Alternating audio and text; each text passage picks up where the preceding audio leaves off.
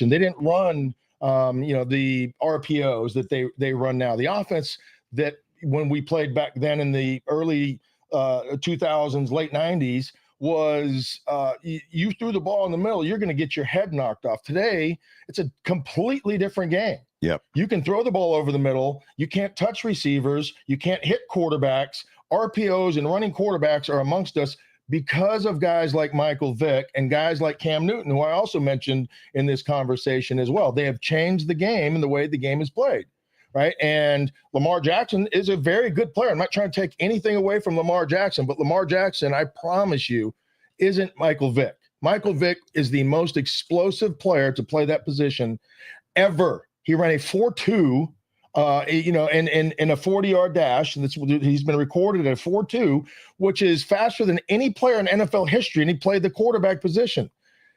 He wasn't the most accurate guy in his era, but the offenses were traditional drop back, run the ball, drop back, stand in the pocket, throw the ball down the field. There wasn't plays designed for quarterbacks like there is now. He might had a quarterback sweep or something like that with a handoff with a guy like, Wart Dunn, and he had Tony Gonzalez, but the offenses were completely different. And now if he were to play in today's football, the talent difference is, I think, immeasurable with the amount that that Vick has way more talent than Lamar Jackson does. See, I still lean Lamar Jackson, but I do agree that why? Because I think that Lamar is, if not as good of a runner as Michael Vick, I think he's definitely in the ballpark. And I think that he is a more accurate passer. I do agree with you that the way that they call the game these days does make it more. Lamar Jackson, Lamar Jackson hits 5-yard passes and uses play action to a tight end with a running game like Derrick Henry in the backfield. Yeah, he's only had Henry he's always had a solid running game. But my point is, and Bill Belichick, I saw an interview with him when they used to play against, when he coached against Lamar. And Bill was always known for taking away what the other team did well. And he talked about how with Lamar, as he progressed through his career, it used to be you just had to stop him running the ball. And then it came to the point where now he's become such a good passer that he's really hard to defend. So I think that Michael Vick, you never really feared him as a passer. Now, he had a rocket arm. I'm not saying that. Dude could probably throw it further than anybody. And running, you're right. I remember watching him play the Panthers, and it would be 3rd and 10, and you'd go, oh, my God, and there he goes. The type of pass plays that were run in the early 90s or late 90s, early 2000s were not these crossing routes, slanting routes, things like that. They were drop back traditional 1, 2, 3, throw the ball. 1, 2, 3, 4, 5, throw the ball. It was timing and touch, right? That's not the way offenses are run now. Those are still part of it, but offenses are run now. Play action. Let me get on the field. Let me throw a 5-yard pass to this guy running in space because everybody's going one way on this one, and all I need to do is throw a 5-yard pass and let that guy go take off. right? That's the way offenses are run now. It's misdirection. It's RPOs. Okay, you got 9 guys in the box. We're going to fake this and throw a little dump route over here to the side, 5-yard pass, and let him go. But so those passes that Lamar Jackson are completing aren't like, let me sit back, read the pocket, and throw the ball. It's not Peyton Manning-esque. But I think I agree with that. But what I would say is this: I think if you put Lamar Jackson in Michael Vick's era, he would be better than Michael Vick would be in this era, because I do think Lamar Jackson's a better passer, and I think they both can run. I think running, we both know they're 2 of the best ever. I think Lamar Jackson would be better in that era than Vick would be in this era. I would say they'd be about the same as far as passing goes, right? And I'm telling you right now, there's not another player that has been as feared as Michael Vick to play that position ever. You can ask Brenson Buckner. I don't disagree. You can ask any defensive player. Do you think a lot of the reason he was feared so much is, I mean, obviously let me say it again. He was feared. I get it. He had coordinators in sweats trying to figure out how to slow him down. And I agree with all that, but don't you also think that maybe it's because he was really the first of his kind? Like, there was other quarterbacks that could run. I'm not saying that, but now not every quarterback, but now we see the majority of quarterbacks running the ball. And I think Lamar Jackson is one of the best runners of the football at the quarterback position we've ever seen. Next to, I would say he would be, in my opinion, 3rd or 4th. Who do you have besides Vick? Vick, Cam Newton. I mean, Cam would definitely be in the top 5. But Cam Newton is the most efficient quarterback to ever play the position running the ball. He's the best running back to ever play the position. He was a beast, man. There's no doubt about it. You could not stop him. And that's the reason why. God has given so many guys different attributes. But if you could take any of those 3 guys we just talked about, who would you take?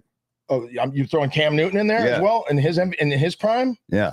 And Lamar has 2 MVPs. I'm probably going to take Cam. Yeah, I think I would too. Because I know that no matter what you do, he's going to be bigger, faster, stronger. Cam was also 6'5", 250, 250 whereas Lamar and Vick were both 6'1" at best. Yeah, 6'1". But I mean, Vick was more elusive. Vick was a better runner than both of them out in space. But the things you could do with Cam Newton at the quarterback, they were just unstoppable. He was the push by himself. We're going to come here in this hole, right? And you cannot stop us because you're not big enough, you're not fast enough, you're not strong enough to be able to do that. So that's the reason why I would. Me personally, I'm taking Cam over both of them. If you're asking me today, and if they're both in their prime, but Michael Vick's second. It's not even close. Wow. Well, we've got it up on our social media, so we've got a poll up. We'd love to hear what you guys think. I'm fired up about this. It's been an interesting argument this morning. I've been in Vegas. I'm still on Vegas time. I got back late last night and woke up to like 100 text messages of all this stuff. And you know what? It is a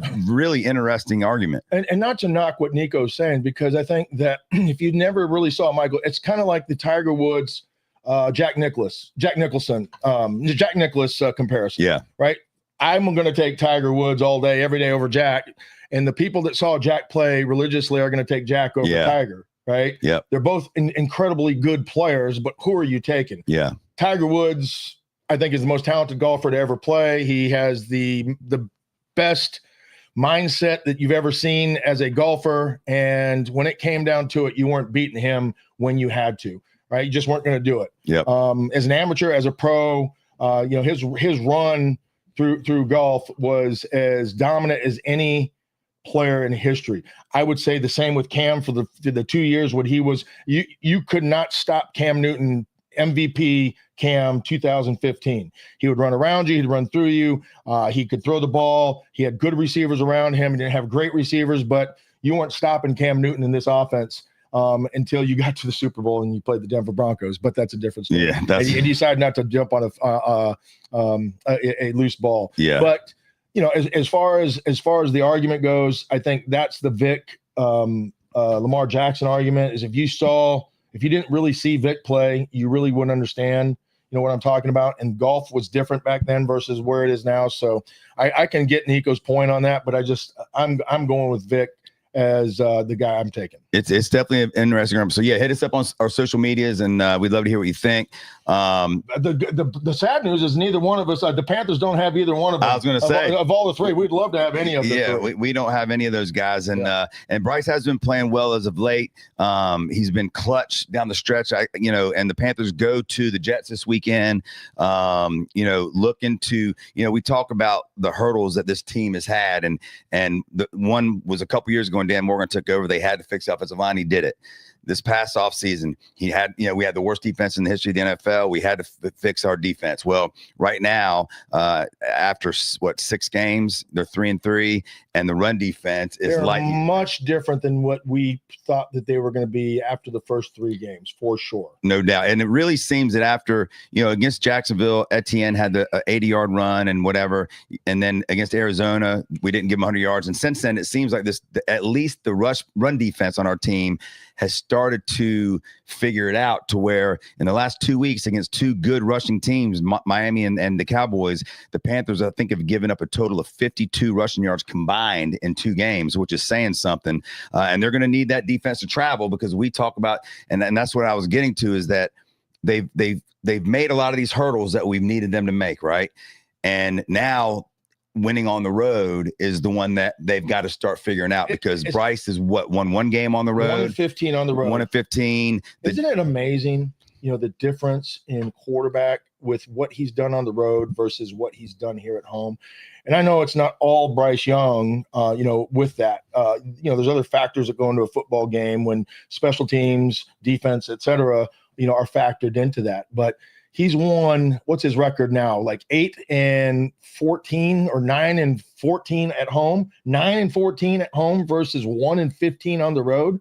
I mean, that's significant. Oh, no doubt. I mean, that's.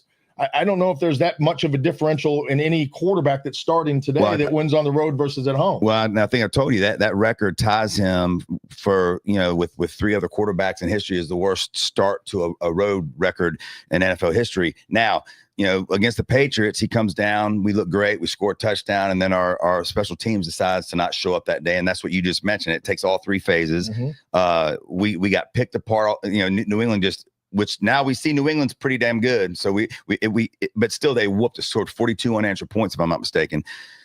Then we get off to a crappy start against Miami, 17-0 at home. And we see Bryce do what he does at home, which is come back. I think Bryce, out of his 9 wins as an NFL quarterback, 8 of them have been fourth quarter, last drive wins. And then we see the same thing with the Cowboys, where it's a dogfight back and forth. And we get the ball. What does Bryce do? He goes down, hits a huge 4th down play to Renfro to keep the drive alive. And let me read you some stats that I think. Let me ask you a question before you read these stats, because I think this might help your point and might help me understand, or give me a different perspective, right? Because I think, you're gonna be Team Bryce right now, and that's okay, because he deserves it at home. He's won the last 2 games at home, back-to-back games. First time he's done that since last year, and they've only done that about 6 times since Tepper has been the owner. Mm-hmm. 6 times since Tepper has been the owner. What is the biggest reason for this team's turnaround, or at least the way you feel about them right now? Is it the defense? Is it Bryce Young, or is it Rico Dowdle in this offensive line? Because for me, it's not even close. Bryce Young has managed the game, right? He's not made the big play turnovers, but he's not the reason why this team has won these games at home. Rico Dowdle in this offensive line is. Mm-hmm. When you rush for 220-something yards in 1 week and then come back the very next week and do it again, I mean, that is unstoppable when they know you're going to run the ball, the defense, and you can still say, we're going to run up and we're going to double team here. We're going to pull the guard. We're going to kick out. We're going to lead it up in there, and you're still gashing teams. And even though they're not maybe the best run defending teams in the world, it's the NFL. Mm-hmm. And you can do that in the NFL. That's a difference maker, right?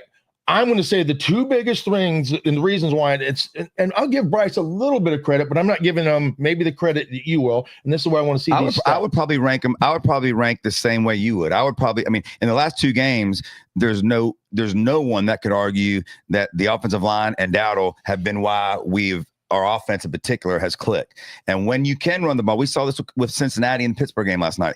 Cincinnati was the worst rushing team in the league. 50-something yards a game. The guy ran for 130 yards last night. Since Burrow goes out. And last night he runs the ball. So what does it do? But they ran the ball, DJ. They ran the ball because they were throwing the ball and they couldn't. So you had to pick your poison if you're the Steelers. But you had to either take away the slants with the man-to-man, or you had to stop the run, right? If they stopped the run, Flacco is going to hit the slants on either Higgins or Chase. The Panthers have got to run the ball to throw the ball. Oh, yeah, no doubt. They don't have the playmakers that Cincinnati has. They don't have the trigger puller that Flacco is able to make those quick decisions and throw the ball in time and hit them in space and running the ball. I mean, that's the one thing that Bryce does, I would say, probably favors his game more than anything else is, putting the ball on target without having to jump. Very different than very Cam. accurate. He's a very accurate passer. That's the best way to say it. But you're either doing one or the other. And if you stop the run against the Panthers, which is why even with eight in the box, when they're playing the Dolphins, or if they're playing whoever they're playing, they're running the ball down your throat. You can't stop it. That's demoralizing as a defense. And that's does nothing but get you going as an offense where we're going to run the ball and you're going to stop it. We're going to run it right here, do something about it. Well, and the when you run the ball, like I said with Cincinnati last night, when they started running the ball early in the game, it did open things up for Flacco. And you're right, Dowdle doing what he's doing has definitely made things easier for Bryce. And the offensive line's playing great. And we've had 4 different starting lineups on the offensive line due to injuries. And it sounds like we're going to have a 5th this week because Damian Lewis, our stud guard, didn't practice again today. So it appears that he may be out, which means you're going to have 2 backup guards, your backup center, who is not playing like a backup center, by the way. He's playing great. He's earned himself a starting role somewhere. No doubt. And if it's not here with the Panthers in the future, it'll be with another team. It'll be here because played himself into a starting He's role. Playing great. And so we'll see, who they have fill in there at guard. It could be, Corbett, who is back now, who is a natural guard who had been playing center. But Corbett versus Damian Lewis are two that's different the thing. bodies. Damian Lewis is the heart and soul of that. Him and Robert Hunt, who's out for the year. So it'll see if we can keep doing that. We do get Chuba Hubbard back this week, and we get Jalen Coker back this week, which, if you remember in preseason when the Panthers traded Adam Thielen, it was because Coker, who had a great rookie year last year as an undrafted free agent, he's a big body, he can run, good hands. Well, he's back. He's why we traded Thielen, and he's back. And I'm excited about having him. And it's going to be interesting to see what the Panthers do with their active roster, because Jimmy Horn Jr.'s earned the spot to continue to play. He's made 2-3 plays at both games he's played in. So they could utilize him a little bit more. If they get this run game going.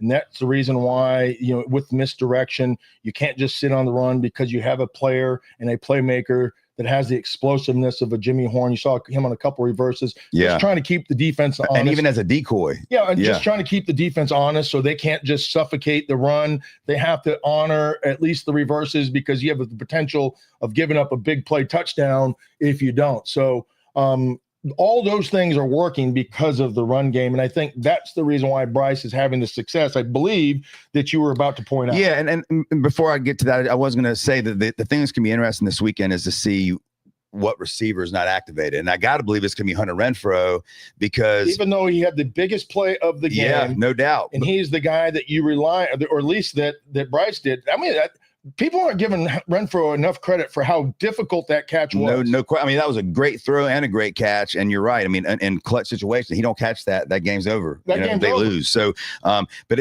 you can only fit so many receivers. Now, they did have Coker practicing return and punch the other day, which he did not do in college. So that I can't imagine I'm going to trust him with that. They could have Etienne back there, who we've seen fumble twice.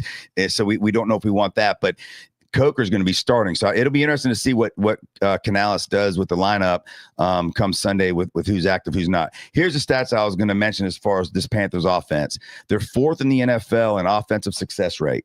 What does that mean? What is success rate? Meaning the amount of plays that you run, the amount of positive plays compared to the amount of negative. So they're running the ball. What's a positive? What's considered plus 1 yard?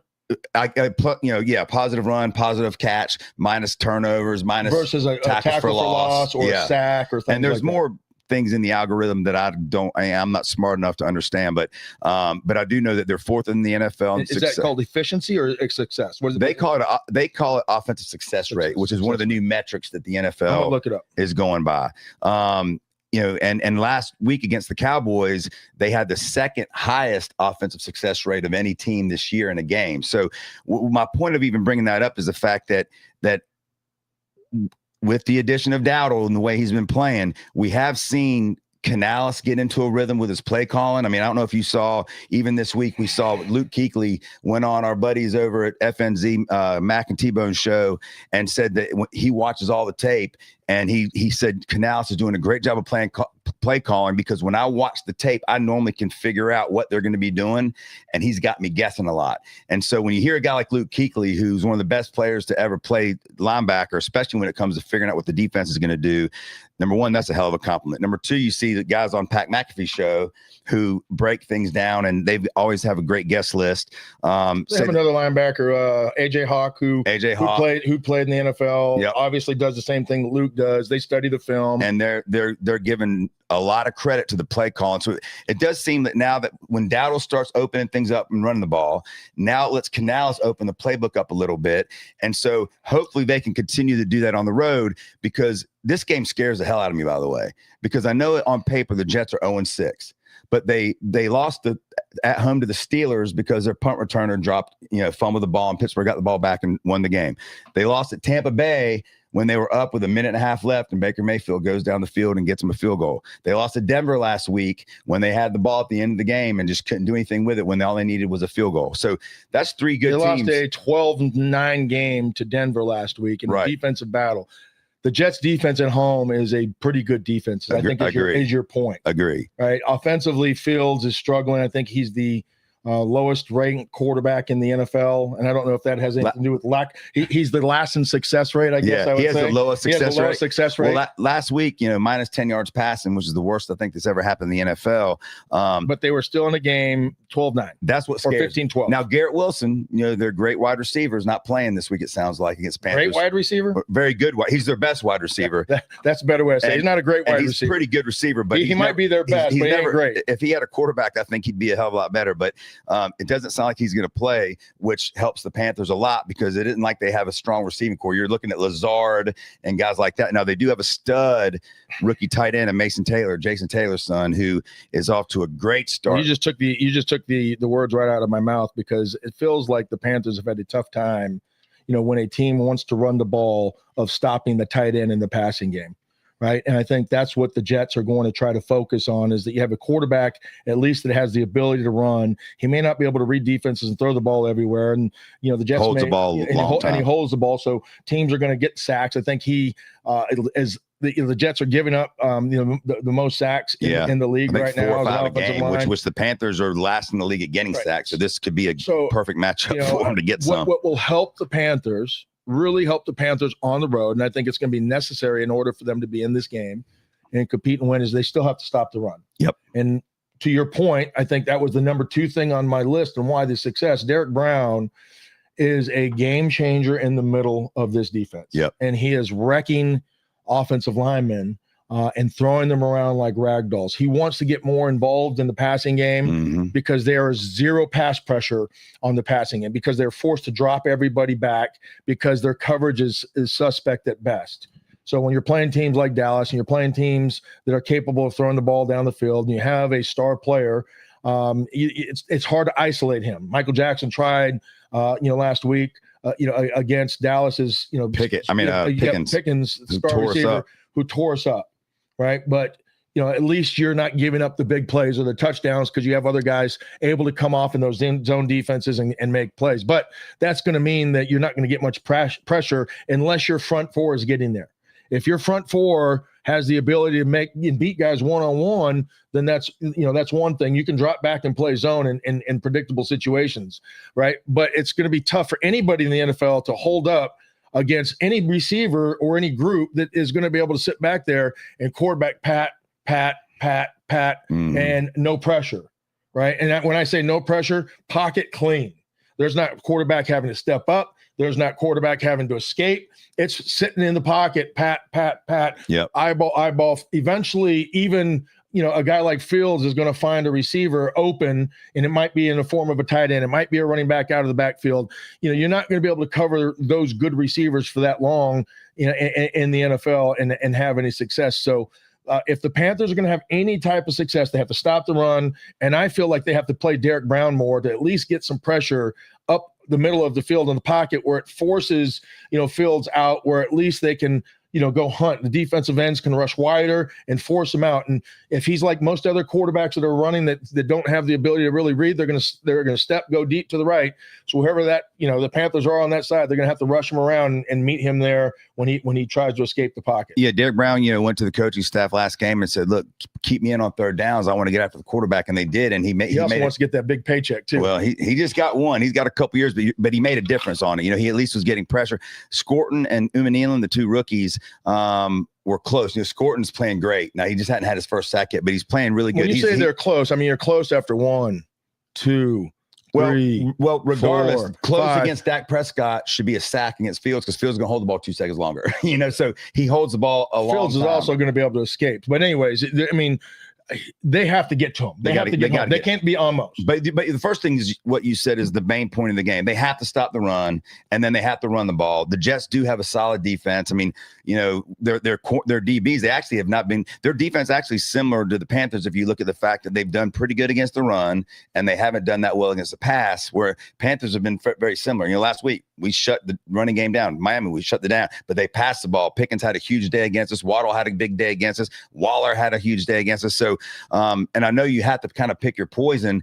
And that was a question that I wanted to ask you is that when you're playing a team like the Jets with a quarterback that is not the most efficient thrower of the football, but they've got a really good running back in Hall, right? And he can catch the ball out of the backfield. Does that allow you, and they have a good tight end, Mason Taylor, which we've seen tight ends, and we saw Ferguson kick our butt last week too with the Cowboys. I mean, every tight end that's played against us this year has had a good day. You sell out for the run first anyway, right? You got to sell out, stop the run, and make Fields beat you with his arm. And if they do that, then so be it, right? Yeah, I mean, when you want them to play to their weaknesses, not their strengths, right? And their strength right now on offense is not much. I mean, they don't run the ball very well. Their strength is probably when Fields runs the ball. That's probably makes them the most dangerous. Mm-hmm. And the way you combat that on the defensive side is in passing situations, you play zone defense. You force him to throw the ball. You only rush 4 guys. Sometimes you rush 3 and drop, 8, right? And you make him make decisions and reads, and eventually he might move the ball a little bit down the field, but ultimately one of those balls is going to get picked. He's going to make a bad decision. Yeah, and he hasn't thrown interceptions, which was surprising, but he's not throwing the ball downfield. But he's going to make because of the way teams are playing him. Yeah. They're playing him in zone defense because where does he become dangerous? If you play man-to-man and you blitz and he beats the blitz or you pick up the blitz, now everybody with all the DBs are doing what? Because they're in man-to-man, they're turning and running. And if they're turning and running, they can't keep their eyes on the quarterback when he escapes pressure. Mm-hmm. And he escapes pressure is where he becomes dangerous because now he's a runner. So they're going to play with everything in front of them. They're going to drop back in coverage, or they should anyways, and keep the quarterback in front and then fire guys when he escapes pressure to go, and attack, because now you can at least see him because all you're doing is dropping to his zone, right? So that's the way you combat that. But, a 9-7 game, 9-10 game, something like that is, because they're going to sell out they're going to do the same thing. Yeah. I mean, if you're the Jets right now and you're seeing the Panthers, what are you going to do if you're placed? Got to stop the run. Got to stop the run. I mean, you got to stop the run. You got to put a safety down in the box or put another linebacker in there and play almost a short yardage defense and force you to throw the ball. And that's the question that you have right now. There's a reason why, right? If I'm playing the stats, 1-15. Mm-hmm. I'm showing that to all my coaching staff. They're 1-15 on the road. Why? Because Bryce Young doesn't play well on the road, right? They don't run the ball like they do at home, right? They aren't the same team on the road because their defense doesn't execute as highly. But let me, Chuba comes back this week, right? So now we've got a great 1-2 punch. I got to believe Dowdle still starts, but like both quarterbacks both running backs. So I don't know if we have a great 1-2 punch, but go ahead and finish, and I'll give you the reason why I'm saying that versus what I think a lot of people are just going to expect with Jonathan Stewart and D'Angelo Williams. Well, I'm not saying they're going to be that. I'm just saying that now, because I still think Dowdle has to carry the ball 20 times. I still think he has to be the workhorse. We've seen that when he gets lathered up and going, We've seen what he does. So I think that he still has to be the main focal point of the running game right now. But I do think that being able to have Chuba be the guy that comes in and get, 8 or 9 carries to give him a break is better than what we've had. And Etienne's had some decent runs, but I do think that improves us there. I also think that teams have been doubling and trying to take Ted McMillan away from us because they weren't scared of anybody else. Well, now you got Jalen Coker back, and I think that he's a weapon that a lot of Panther fans are excited about. I know I'm excited about him. There's nobody else in the NFL afraid of him. Well, we'll find out. I mean, they're not going to. They're he not, had some huge play. I mean, 500 yards receiving last year as an undrafted rookie. He's big. He's fast. They're not going to change the way they play because of him. Well, unless we make them, and that's He almost was the point. He was almost to the point where he didn't make the team. Right? He was on the bubble of making the team. He was guys that his rookie year. Guys that are fearing other players aren't saying, okay, well, now we got to look out for him because, he's coming off. Nobody's afraid of him. I'm not saying they're afraid of him. What I'm saying, though, is now when they double Tet, I believe we've upgraded another option. So having a guy that his size with speed. Over who? You name them. Over Renfro? Over Leggett, over Renfro. Over Leggett, over Horn, I would say. Over all of them. And let me say this. We said it a little bit, a couple weeks ago, last time we were on, I think, about Leggett. There's a big reason why this team is also running the ball. He's blocking his butt off. Is because he's when they're dropping the safety in and they're saying, we're going to bring 8 in the box to stop the run, you got a 240-pound tight end basically / receiver going out there and hammering a safety. That's big on big, right? That's a big body on a most likely a smaller safety. You don't have Cam Chancellor back there who's going to match that size. You're hitting a big body, a little body with a big body, and he's getting movement, right? So that's a big reason why this team has opened up those big runs for that second level explosiveness with Dowdle. So he's been a big factor in that. Muhsin Muhammad wasn't the most explosive guy going, but that sucker could block his ass off, right? We had training film as offensive lineman to watch him, how he rolled his hips and fired and came through the cylinder and knocked guys out and moved guys out of the way. Yep. I mean, and that's kind of what you're seeing with the reemergence of, a big body. And Leggett's made not only blocking, but he has had a couple big plays. He's kind of, he had the boneheaded lateral we got away with last week, but he also has had a couple big plays in the last 2 games. So hopefully he's getting his confidence going. But I think the addition of Coker is definitely going to at least give Bryce another option and an upgraded option on offense. Here's the other thing I wanted to talk about Bryce. Again, this has to travel. Like we haven't seen this travel. On 4th downs this year, right? In fourth quarters, 4th down, when you have to make a play to win the game. Bryce Young right now is first in the NFL in completions with 6, first in the NFL on 4th down in yards at 99, first in first downs with 6, and a 126.7 quarterback rating. So he's 6 for 6. The only one that he's not first in is quarterback rating. He's 4th, but he still has a 126.7. So, but he's 6 for 6 with his completions versus first downs. Because if he only had 6 opportunities, right, and for 99 yards. So my point is, we've seen him at home on 4th downs in particular be clutch. We've seen him, at home with 8 comeback wins. So again, not the last hurdle, but the biggest hurdle that this team has to conquer now is doing it on the road. And to me, they got to get off to a good start. They were in the hole against Jacksonville. They're in the hole against Arizona. They get a lead against the Pats, and then they fold up like a cheap lawn chair. They've got to get off to a good start because I think everyone thinks this game is probably going to be a grinder. It's probably going to be a low-scoring game. Take the under. Yeah, the under probably is the best bet. But we've got to get off to a good start because, for Bryce and for this team to be able to win on the road, you don't want to be in a hole. And here we go again where they know exactly, they got to pass the ball every time. They're going to pin their ears back because the Jets can get to the quarterback. So I think they've got to get off to a great start. For Bryce to be able to be clutch and to put himself in a position to win the ball game, as opposed to being in a position like we were in Arizona, we're down 20 points and he's got to throw the ball 50 times. So I think that's going to be a big, and I think that's why this game scares me so much, is because the Jets have been in a lot of games. Now the Cowboys wore them out in New York, the week before we beat them. And the New York press is all over this team right now. They're all over the coaching staff. They haven't won a game. They're 0-6. They should 0-6, no doubt. And then New York, amplify that by 100. There's a lot of talk that the locker room thinks that Tyrod Taylor, the backup quarterback, should be starting. He's better. So I think that if Fields does get off to a slow start in this game, I have no doubt in my mind that Aaron Glenn's going to put Tyrod Taylor in. Aaron Glenn has kind of gone with the wind in these press conferences to where one day he's saying this, and then he seems to listen to the sports talk and read the papers, and then the next day kind of changes with the wind. Tyrod Taylor's obviously a huge topic there. I think if Fields does get off to a bad start, we're going to see Tyrod. I hope that doesn't happen because I think Tyrod is a better passer of the football than Fields is. At least he's going to diagnose things a little quicker right now. It seems like Fields with the new offense right now is having a tough time diagnosing, doesn't have great chemistry with his receivers.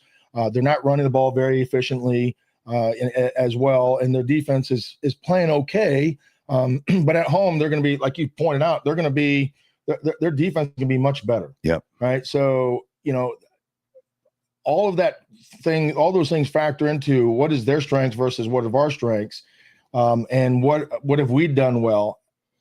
I don't know this right offhand, but I would venture to guess our rushing attack on the road is not nearly what it is at home either. Mm-mm. Right. Well, I mean, honestly, our rushing attack before Dowdle was bottom half of the NFL. Yeah. Now with Dowdle, it's been number one.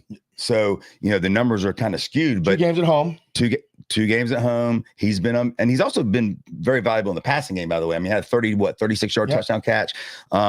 So that's why I do believe that they're going to have to let him get lathered up is the word that Canales used, because when he's done what he's done, buckle up. What was well, he term? said buckle up. Yeah, buckle up. But I don't see how son. you can't let him get the majority of the carries and get a lather going up when he's done what he's done the last 2 games, because that leads to a question I want to ask you. Mm-hmm. You're an offensive lineman. When you have a running back that's running as hard as he's running and fighting for extra yards after the first hit, second hit. I'll give you a good example. Go ahead, finish. I was going to say, this got to make the offensive line unit, which, by the way, are getting a lot of praise right now nationally, right? Which I'm sure they love. But that's got to make you guys, and I don't want to say fight harder because I know you guys fight hard anyway, but it's got to make you guys, number one, more confident. Number two, fight for that guy even harder because you see how hard he's working, and he's not just, hitting the hole and falling down. He's busting his ass to get, through the first tackle, the second tackle. Is that the case? Like, would that make you as a lineman fight even harder when you see a guy like that behind you? Tim Biakabatuka, Fred Lane. Right? Yep. Exactly what you're talking about. Biakabatuka was the star first round pick, the highlight, had the ability to 4-4. Could take it to the house any given time, and played hard. Played hard as it ran well, but the types of plays he ran were different than Fred Lane. Fred Lane was more like and I'm just going to use as a bad example because I'm not comparing him to him, but he ran like him, was Walter Payton. Walter Payton was going to hit you to contact, run through you, and keep his legs driving, spin out and the effort was going to be relentless. He's going till the whistle and sometimes past it. The reason why I got in a big fight because the defense wasn't sure that he was down or not. And he kept running hard. And, those are the things that kind of happened. But as an offensive lineman, we are built to run certain types of plays. We run certain plays better than others. And it feels like this defense or this offense is going to be a downhill double team attack, get up in the hole and fill with that backside guard and block back where you're creating angles, right? It's a gap scheme, type of team. They got Taylor Moton, the big right tackle. They have a big right guard. They got Damian Lewis rolling up in the hole. That's a lot of beef coming at you. You look at the Pittsburgh Steelers last night with their tight end, who is a glorified tackle. Washington. Right? In Washington, he's 6'8", 320 pounds, if anything. But he plays like a tight end that plays offensive line. If he played offensive line, he might be the best left tackle in the game, right? Because of how athletic he is. But when you move him around and motion him around, you got 3 bodies coming at you like that on those press runs where they're kind of zone schemes, and you have a running back that can scoot and find and have great vision like they had last night. You have a potent running game. Well, that's what Dowdle runs well. Dowdle runs downhill well. He sees the hole. He understands the blocking scheme. He has one read. He sees the linebacker flow. He cuts. He sees the linebacker fill. He flows. Right? That's the thing that he's looking for. And it doesn't matter what anything else does. But if you're getting movement, you have the ability to do that. And you have Leggett now, who's another big body coming through there like a tight end. And Bryson Tremaine's another guy that they picked up from the Redskins practice squad this offseason. He makes the team. He's had a couple big catches this year for him so far, but he's kind of a quasi tight end receiver. We call him H-back. He's going to run through, and you can do a lot of different things with him as well. I saw some highlight films of just him the last 2 games with some big blocks, doing kind of what you just said, peeling off and hitting the linebacker. He's the backside cutoff, because when you pull that guard, you reach and scoop that tackle. That end has a free shot to come make that play. But if this guy comes across formation and at least just traps him, stops him, that's where you have your cutback, or you can continue to press the hole. That's an important job, right? Instead of having a backside tight end that tries to reach and fall, and the guy comes down and makes the play, you have a guy that's stopping and cutting the defense in half. So that's what they're doing really well right now. I'm not sure if Chuba Hubbard runs those plays as well as Rico does. His vision, I think, is more for what the Steelers do, is more of a press and cut, type of offense, right? He's going to press the hole, make a cut, or bounce because of his speed. Dowdle's downhill. He's coming angry. He's running angry downhill, and he's looking for vision up the field as he's making those cuts. Chuba's more of a press, patience, and then speed through the hole. And I don't know if the Panthers are built offensively to be that athletic running team where they're going to get movement lateral or vertical or laterally side to side, because they have big bodies. So I think that if Chuba is going to have success, I think he's going to have to fall in line. This is what our identity is as an offensive lineman. You have to learn how to run these plays well. And they got to do it on the road. So we'll pick that game here shortly. But yeah, Panthers with a golden opportunity. And I don't think it'll be easy, but a golden opportunity to be above 1.5 point favorites on the road. Yeah, which they haven't been in, I think, since 2 weeks ago. I looked up this game, and they were 3-point underdogs. Yeah. So now they've turned into at least a 1.5 favorite. Well, they got to get going on the road if they're going to do anything. It's the first time they have a chance to be above 500 for I think maybe the first time in 3 years. It might be longer than that. It's been a minute. Let's put it that way. So, have they won a first game? I don't think so. Has Tepper's been here? I don't think so. So it's definitely been a long time. So they haven't won a first game since Bryce has been starting. And if they can, that's true. And if they can, and the reason why they drafted Bryce because they didn't win any games. Right. So it makes sense. It's been at least 5 years since they've been above 500. So they got a chance to get above 500. Then they would come home against the Bills, I believe. So Google that. Does it get easier? That's a good question. But yeah, so Panthers with a chance to get above 500. Let's hope they can. And we'll make that pick here shortly. Let's jump into some college football, and we'll make our picks as we talk about the game. First game that I want to go through. There's a lot of great games on the card this weekend, by the way, but this is one that's one of the best rivalries in college football over the last 4 or 5 decades. Southern Cal comes to Notre Dame. Notre Dame's a 9.5-point favorite.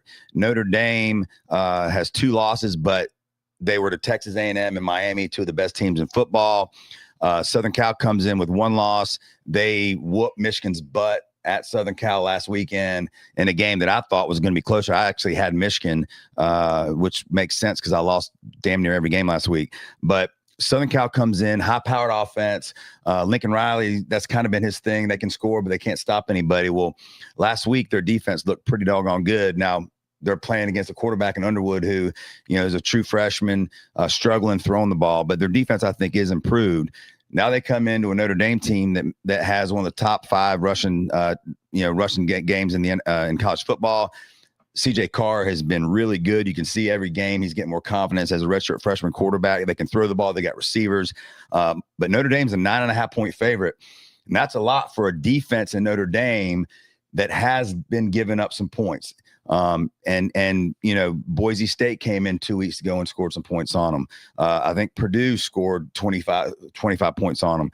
So 9.5 points is a lot of points to be given a Southern Cal offense. This is an underrated rivalry, in my opinion. Mm-hmm. This is a tradition that goes back from, as far as I can remember, to being one of the best games and the biggest talked about games in college football. Yep. I remember even back in the early 2000s when Reggie Bush and Lindell White, Matt Leinart, and the Bush Push. Last play of the game. That was arguably one of the greatest college football teams to ever play college football, and Notre Dame took them to the very last play of the game at home, right? So, I know this for a fact. Notre Dame when fast teams come in, what do? Slow it down, baby. They slow it down. How do they slow it down? They let their field grass grow about 3 more inches. Well, now they can't do that because they put in that field turf. Okay, well, so unless they add some more crushed up tennis shoes or something. That's the one thing that they've taken away. So you've been there recently. I'm still thinking back in the days in the day, they would. They grow the grass. It's like Cameron when they make it 120 degrees in there. That's right. So, that being said, when you look at these two teams today, Southern Cal isn't, the talented team that you saw with, guys like Caleb Williams who can throw the ball around everywhere. Lincoln Riley's done a nice job. They had a big win against Michigan last week. Surprisingly, the way they beat them, they just shut Michigan's run game down. I think defensively they're pretty good.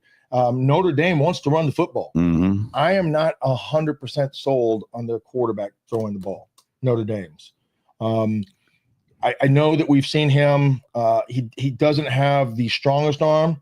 When you look at an arm, you see, gosh, wow, that kid from Alabama, he may not be the most accurate. We don't know anything about him, but damn, that ball comes out of his hand 100 miles an hour. It's a quick, explosive release. Notre Dame, I'm still waiting for that guy to step up and play and be that guy. I don't think he's that guy. Well, he's a freshman, but I do think that when you watch him throw the ball, I have no doubt in my mind he's a future first-round pick. The kid's got a gun. He's accurate as all. I mean, when he came out of high school, he was a number 2 pocket passer coming out. He's not going to hurt you with his legs, that's for sure. But I still think 9.5 points is too much. And I'll go first on this one. I'm going to take Southern Cal plus 9.5. I wish we had a hook there. Yeah. But we're both taking Southern Cal. I'm taking Southern Cal. Yeah, I just think that's a lot of points in a rivalry game. I think Notre Dame wins the game, but I think it's it could be a back and forth game. I think it's going to be a low scoring game, and then a field goal could win it. Here's a game that normally we wouldn't probably even talk about, but I'm excited to watch this game, and it's the undefeated Georgia Tech Yellow Jackets heading to Duke. And Duke lost at home to Illinois early in the season, but since then they've been reinvigorated. The coach, we both love their coach. Manny Diaz, their quarterback's playing great. I don't think their defense is going to be good enough to stop Georgia Tech for a full game. I think that quarterback at Tech is just a beast. And talking about somebody that can kill you with the arm and the legs, that's him. Mm-hmm. And I just think that I love their coach. I think it's going to be a really good game. And Georgia Tech has squeaked by a few, right? They squeaked by Clemson at home with a last-second long field goal. They got down early last week and came back. Duke's laying 1.5 at home. No, I think is Duke favored in that game. Duke's favored, yeah. So, but I think and I love what Manny Diaz is doing there. I love Duke's quarterback, but I just think that Georgia Tech has something going on right now, and they you're going to have to play them tough the entire game. And I just don't know if Duke has enough depth on defense to do that. Handling success is one of the hardest things a coach has to deal with when they're not used to success. Mm-hmm. Georgia Tech is undefeated, and all they're doing around when they're walking around campus, oh, you guys are great. You're awesome. You're doing. You haven't lost a game yet. How are you guys underdogs to Duke? Right? All those things that they're hearing, as they go. You guys are the best team that we've had since we've won that national championship, et cetera. We're undefeated, and it's hard to handle. Those expectations, right? It's when you're getting patted on the back versus being the guy climbing the mountain. You're not good enough. You suck. You're terrible. Oh, I'm going to show you. I'm going to prove you wrong, right? So, Georgia Tech has something that I feel like they haven't seen in a while, and that's the success that they're having. This late in the season, yeah. And it'll be interesting to see in this game. But I just think that they have a difference maker at quarterback. I think they have a very good coach. I think they have a confidence that they have right now. I don't know if they start off fast but I do believe that there's something special about this Georgia Tech team. They can lean back to their times against Clemson where, they've been in close games and found a way to pull it through. Even against Colorado in their first game of the year where it was a dogfight the whole game, and then they come back and they don't quit. They find a way to win it, and I think that's due to coaching, and then that's kind of due to the quarterback, and they have a confidence. I take Georgia Tech in this one. We both do. So we're the same. By the way, Frank's took the lead back over last week. He's 39-34. I'm 30. Only a matter 35. of time before the cream rises to the top. Well, man, last week I couldn't get anything right, and I just don't know how Duke is favored in this game. Well, you go to the whole thing about if that game was at Georgia Tech, it's being at home is normally 3 points, right? So yeah, I mean, but now they're saying that Georgia Tech can only be 1.5 points, so they're giving. They think Duke is better by 1.5 points. And listen, Duke's good. I mean, I'm not taking anything away from Duke, and I'd love to see him pull out the victory, but I'm taking Georgia Tech. Another game that I'm really excited about because I know you and I both love watching Vandy play. We both love Pavea, their quarterback. They're scrappy. Even the games they've lost, they've been in it and fighting. LSU comes to Vandy. LSU has been one of those teams that it's hard to figure out. Their offense has not been nearly what we thought it would be. Their defense is strong, and for the most part, I mean, Ole Miss lit them up pretty good. But LSU comes to Vandy. Vandy's laying 1.5 points at home. And again, we're talking teams now in Duke and Vandy who aren't used to being favorites. It's been a while. But the last couple of years, Vandy has been, especially since Pavea has been there, we've seen them win a lot of games that people didn't think they would win. I'm not sold on LSU. I don't think they run the ball nearly as well as they should. I think that's been a problem with Brian Kelly since he's been at LSU. They just have a hard time running the ball. This game's a toss up to me because I want to think the pedigree at LSU is good enough to go to Vandy and win. But man, I can't bet against Pavea. Like I just at home, and look, Vandy's by no means playing in Alabama or Tennessee or somewhere like that. But those fans get fired up, and they're fired up about this football team. And again, I just can't bet against Pavea, so I'm going to take Vandy -1.5. Vanderbilt is one of those places you go where they've never really seen success playing football, so they're still cheering when you're out there on offense. Right? The fans are still cheering. Yeah. They're the nerds of the SEC. They are. Yeah. Right. Smart This folks. is not baseball. They're pretty damn good in baseball. Really good. This is football. Pavea is a difference maker. If you look at that game against Alabama, if not for the fumble, right, deep in Alabama's territory, that game, the outcome, that was a momentum changing play. Huge play. That may keep them in the game and keep them motivated. I think that's the reason why they score. The number is what it is. But LSU, as you said, they are expected to win. They're expected to beat Vanderbilt. Their tradition, their history, they're a football powerhouse. Vanderbilt is happy to be there. I think LSU just has too much firepower. They have too much confidence. They have too many players. They have too much depth. And ultimately, Pavea could be a difference maker, but LSU has a pretty good quarterback too. They really do. And I think it'll come down to who makes the least mistakes, in this game, if they can keep Vanderbilt's crowd from cheering when Pavea is on the field. Well, you got LSU, I got Vandy. And again, that's a toss-up. I can see it go either way, but we finally have one we're different on. Another game that should be a good one this week, Oklahoma coming off a loss in the Red River rivalry to Texas, travels to South Carolina. South Carolina so far this year has been a disappointment. They just can't. Did they just fire their offensive coordinator, if I'm not mistaken? There's a lot of talk about firing him. The fans are out there protesting to fire Shula, but they have not done it yet. Oklahoma's laying 5.5. South Carolina's a team to me that I've watched every one of their games because I've got you and other buddies who are Gamecock guys. I worry about Oklahoma because when a team who is undefeated loses a game, a lot of times it's like when you see a boxer get knocked out the first time, it seems like they never. It's what I said to you earlier about Penn State. They let the Texas game beat them twice. Right, exactly. Right? Like Oregon did. And the boxer is a very good example. You feel that weakness, and you're not expecting that, and you don't rebound well from it because you're still in awe that you lost. Yep. Right. So I think boxing is a great analogy of that. Well, and South Carolina has yet. South Carolina was what we said about the Panthers going into the Dallas game. They've looked great in the second half. They've looked great for this quarter or that quarter, but they've yet to look great for a game. And South Carolina, to me, it mirrors that. Now, the Panthers did it against Dallas. South Carolina has yet to put it all together. Their defense is going to play well at home. They have all year long. Sellers is due to have a game where he lives up to possibly a number 1 pick in the draft. And I think this could be the game. Oklahoma, like you said, maybe with a hangover after losing to their rival Texas. I'm going to take South Carolina getting the 5.5. I would love to be on that side as well, but I just have seen too much of the South Carolina team, to bank on them, right? Offensively, they have some really explosive players, but they're straight line guys. They don't run routes very well.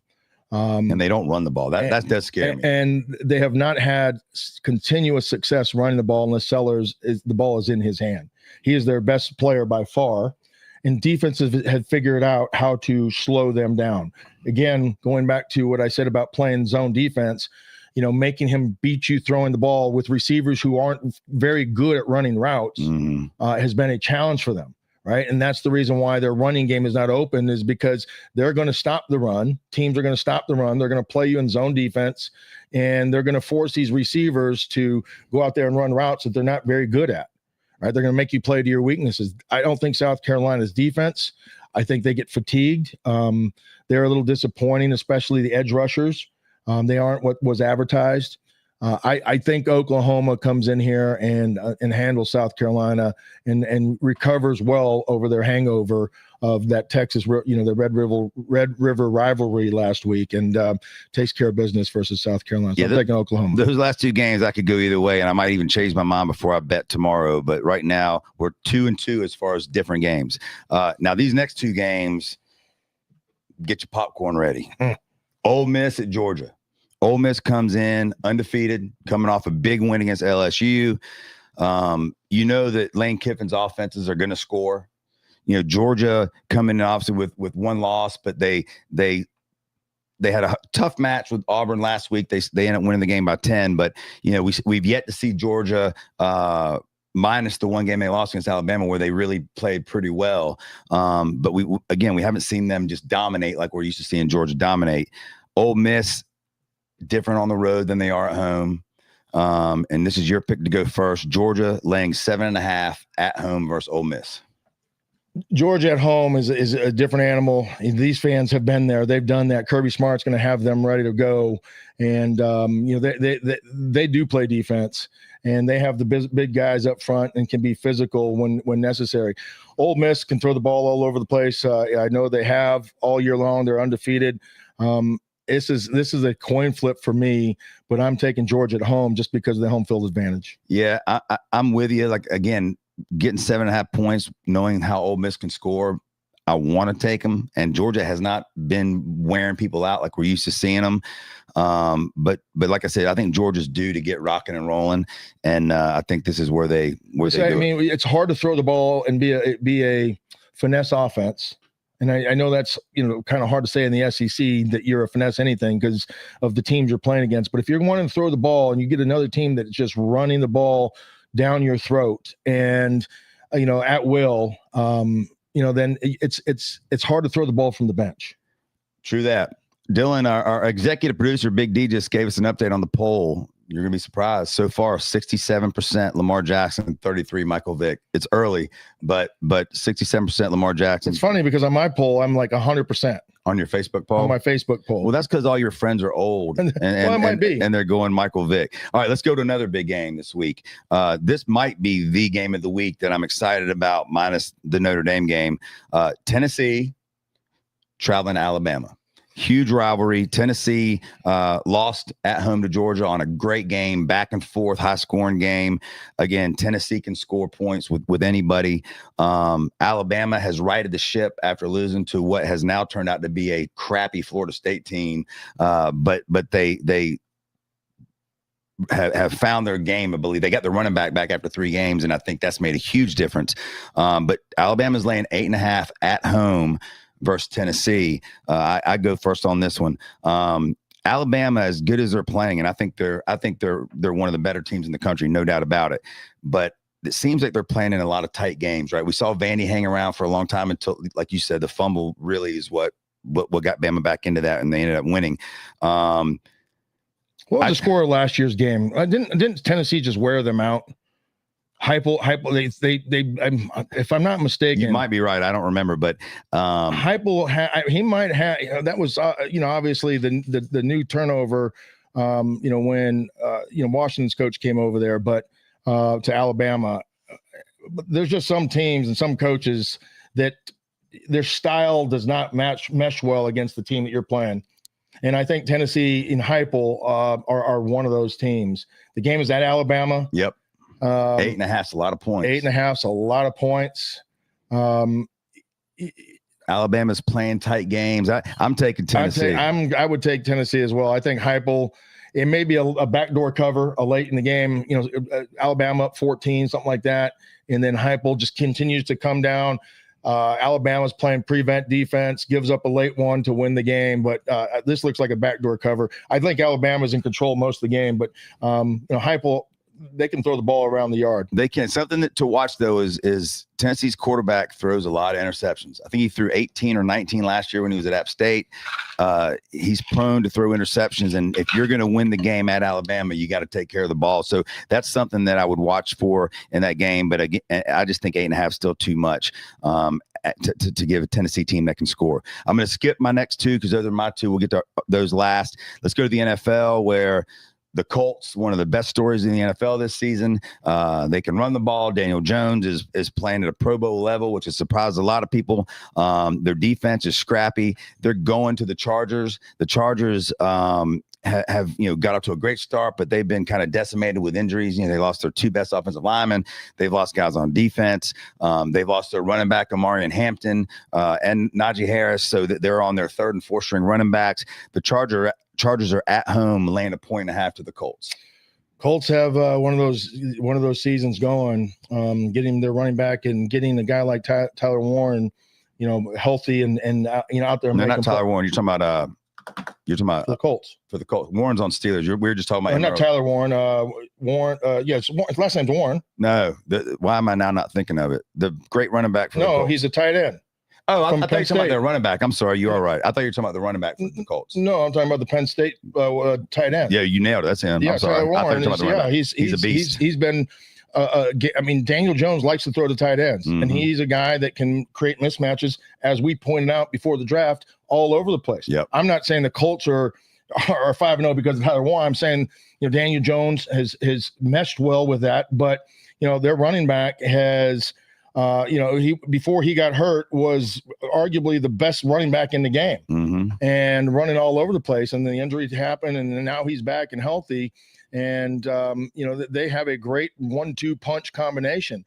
Going on the road, that's what you need. Defensively, it's helped them as well because they're not on the field as much when you're controlling the clock and running the ball, with those two players and Daniel Jones not making mistakes.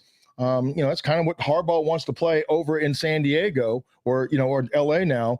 But that's the type of offense that they run in Indianapolis. They have a good offensive line.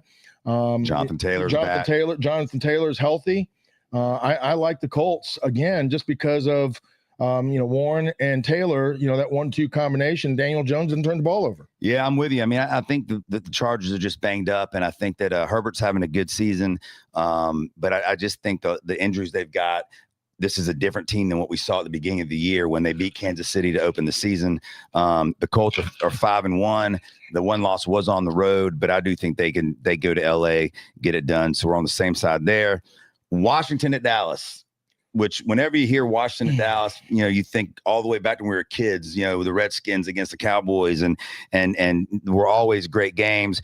Washington, Jaden Daniels is back, seems to be back to being healthy. They've been without their best receiver, McLaurin, for the last few games, and I don't think he's going to play this week either. Debo's banged up. He played last week, but his heel's banged up a little bit, so I don't know how healthy he'll be for this. Cowboys coming off a loss to the Panthers. And by the way, Washington's laying 1.5 in this game at Dallas. I just think Dallas's defense is awful. I think it's the worst defense in the NFL. I think we're going to see a game similar to what we did with the Panthers, where both teams are going to score. But I think Washington's better on the defensive side. And I think Washington laying 1.5 is a gimme. And I'm taking Washington. I love their quarterback and what the way he's played. He's a guy that is smooth. He never feels like he's rushed. They can score. They found a running game, last week, and I think they're starting to find their rhythm on offense. They're old on defense. They're sporadic. Bobby Wagner is a guy that can make plays from sideline or from tackle to tackle. I think he's lost the ability to go sideline to sideline. But Dallas can score. They can spread the field out. They have one receiver. And CeeDee Lamb's coming back this week, so that's going to help. CeeDee Lamb, that's a difference. That's different. That'll help Dallas. Yep. And you could be the difference in the game, quite frankly. No doubt. Honestly, it opened up a lot of things, especially running the football. So what's the spread on this? Washington laying 1.5. At Washington? No, it's in Dallas. Oh, gosh. You CeeDee Lamb coming back.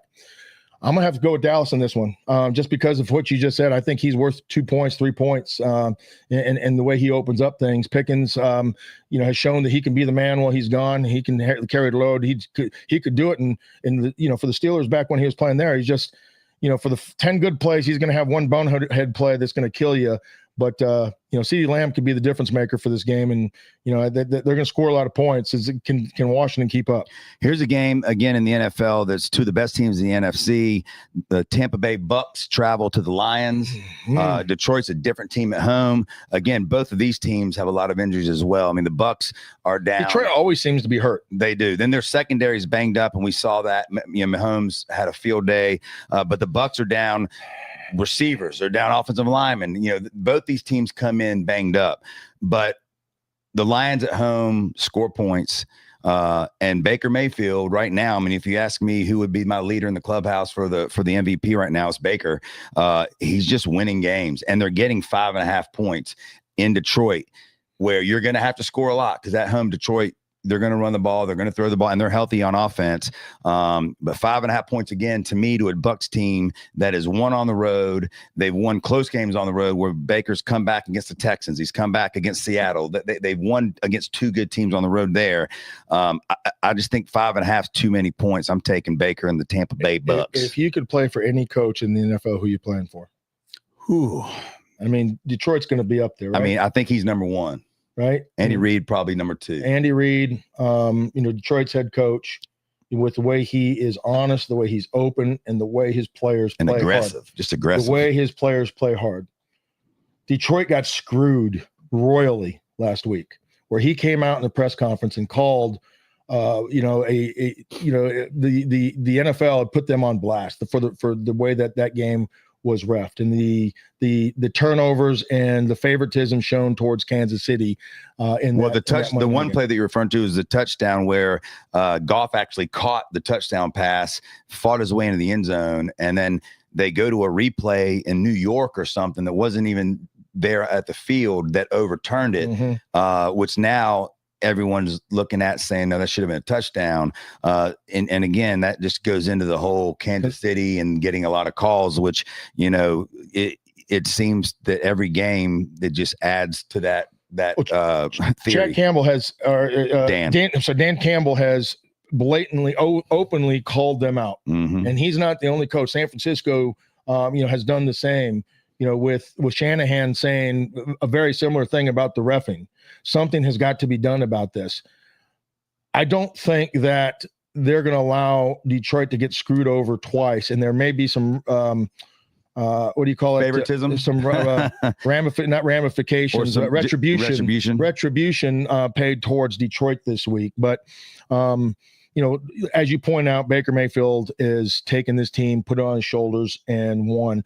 I think I showed you guys, maybe I showed it to the high school coaches, a highlight reel of Baker Mayfield and him coming through college, and his bravado and the way he plays the game is he's balls to the wall, full speed ahead. He's going to talk smack. He got hurt in a game where he was running the ball. He laid there for like 2 seconds and nope, I'm not going to show vulnerability or weakness to my opponent, and got up and started barking at the guy, after he hit him. And he is that dog. He is a guy that you want your quarterback to be in the way he plays. He plays hard. He's aggressive. He's gonna talk the talk, but he's gonna walk the walk, and he gets you fired up he gets me fired up as an ex-player. I can't imagine what he's doing for their team. But, I just think, Dan Campbell and the Detroit Lions are at home the best offense in the NFL. And I don't think the Bucs are going to be able to keep up with them offensively. All right, we got another different one there. All right, now we're going to do the Panthers Jets, and then we'll go to our 2 picks each. Carolina, we talked about this game earlier in the show. Travel to New York, take on the winless Jets. Carolina's laying 1.5. We talked about the Panthers' lack of wins on the road under Bryce Young. We've talked about them not being used to being a favorite on the road. I told you that this game worries me because the Jets have been in a lot of games against good teams and just not been able to finish. If this game was somebody like, let's say, the Falcons, or that might be too good for a team, the Giants, I don't know, a team that hasn't been good in a while, like the Panthers, I probably would be all over the Jets on this one because I just feel they're due to get one. But I'm drinking some of the Kool-Aid right now with the Panthers playing well, with the way they're running the ball, the way the offensive line's playing, getting Coker back, the way that Canal and Bryce seem to be in a rhythm together. I don't think this is a game that the Panthers will get into a big hole, just because I don't think the Jets can score enough to put them in a big hole. So I think this is going to be a grinded out game. And I trust Bryce in the fourth quarter because of what he's done at home. I think it finally translates on the road, and I've got the Panthers winning a close game to go to 4-3 and a winning record for the first time in a long time. The last time the Panthers were 500 was 2021 at 5-5. Right, 2021 at 5. I think that was Sam Darnold as quarterback. Yeah, because they started off. I think they started off 3-0 that year. 0-3 or 3, whatever it was. They started off and 3-0. Lost. Bryce came in. I don't remember how the whole thing came back, and then he got back, whatever it was, and they were 5-5. Yep. That's the last time they've been 500. The first time they've been 500 since. They have not been over 500 since well before that. It might have been Cam Newton as the quarterback here for this team the last time they were above 500. Which might go back to like 2017, 2018. It's been a while since they've been above 500. And I don't think things are going to change. What's the number one thing you see? If you could look at those, what's the one thing that stands out? 1-15. 1-15. Yep. 1-15. Well, you can go ahead and put another number on the 6. The 1-16 is going to happen for the Panthers. Taking the Jets. I'm taking the Jets. At 1-15, even though they're 0-5, 0-6, they're going to be 1-6, and the Panthers are going to be 1-16. Oh, well, I hope that if I win any game on this list this weekend, I hope that's the one that I win. I hope the Panthers can. I hope I'm wrong. I know, and look, the Panthers have to get over that hurdle if they're going to be a good football team. I'm going with the numbers. Yeah, I'm going with the stats. I couldn't argue with it. All right, now we'll go to our 2 games each, and I'll go one, you go one. The first game I'm taking is Purdue at Northwestern. Northwestern's laying 2.5. They're 4-2. I was at the Penn State game when Northwestern beat them, which led to Franklin getting fired. Northwestern surprised me.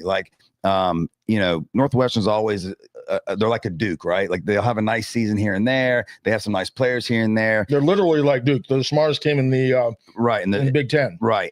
But I was impressed with their quarterback play. I was impressed with their running backs. On defense, I thought that they were a lot better than I thought. I mean, don't get me wrong. I was still shocked that they beat Penn State, and I think everybody in that stadium was as well. But Purdue's not very good. And Northwestern, to me, is playing with a lot of confidence right now. To me, with that spread being under a field goal, Northwestern at home, I'm taking Northwestern as one of my. Northwestern over Purdue. Yep. I had to dig deep. Don't know anything about Northwestern. Had to dig deep. That's the game of the week. That's the DJ special. Well, that's my college one, and then I got a pro one later. But now let's go to yours, and we'll start with your college one as well. You're picking the Tar Heels travel to Cal. Cal's -8. We all know it's been well documented what a debacle and disaster the Tar Heel season has been thus far. Is Belichick leaving? Is he not leaving? Is their GM over in Saudi Arabia trying to raise money? They said now for the football program. Where's the hot girlfriend? Yeah, exactly. I don't know what the hell's going on there. She might be over there with him. She might be, but they've been a mess. Cal, has had games where they've surprised us, and then they've had games where they've gotten their butts whooped. So neither one of these teams are very good. Cal's laying 8. This is your first of your 2. Yeah. Normally, I mean, these teams are about equal. When you look at, the history and tradition of North Carolina and Cal. Cal's been good over the years at times. And there's been other times where they look like the worst team in the Pac-12, Pac-10 back when I was there. But North Carolina is a disaster right now. I can't imagine what it's like to be playing for you.